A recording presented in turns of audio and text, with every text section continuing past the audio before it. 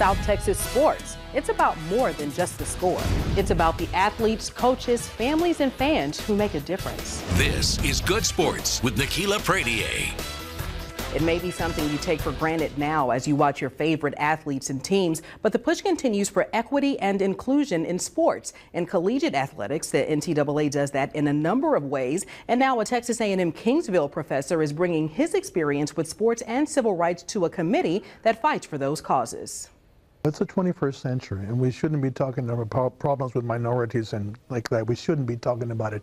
But it seems that we are every day nowadays. It's a tough realization for Dr. Manuel Flores, some decades following his time as a student on the same campus where he's now a professor and faculty athletics representative. I came to Texas A&M University back in the 60s and 70s when athletes of color were just breaking the barrier to play in intercollegiate sports. Of course, they did that in the face of great opposition. I remember how hard it was for Sid Blanks, our first African-American athlete here at Texas A&M, as a javelina, how hard it was him to be on the team. When he traveled, he faced a lot of discrimination. Sometimes could not eat at restaurants because they had Sid Blanks, one African-American on the team. Now there have been leaps and bounds of progress since then, and you don't have to look further than the Coastal Bend to see it. Collegiate student athletes, male and female, of all races and ethnicities, are thriving in all types of sports. But it doesn't come without intentional work to make sure they have a fair shot at showing off that athletic talent,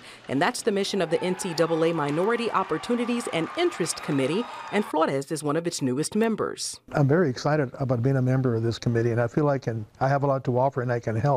That includes plenty of experience with sports, first as a player when he was a student, then moving on to an award-winning career as a sports journalist and columnist, and also coaching the club softball and baseball teams while teaching at Del Mar College. Then there's Flores' other passion. I'm also a co-founder of the Tejano Civil Rights Museum in Corpus Christi and have been involved with the Hispanics and civil rights issues and just civil rights issues as a whole all my life. Another of the issues is gender equity in college athletics. Dr. Flores is an expert in Title IX, the federal civil rights law that requires women and men to be provided equal opportunities at colleges and universities. So I want to make sure that everything we've gained in Title IX is not taken away.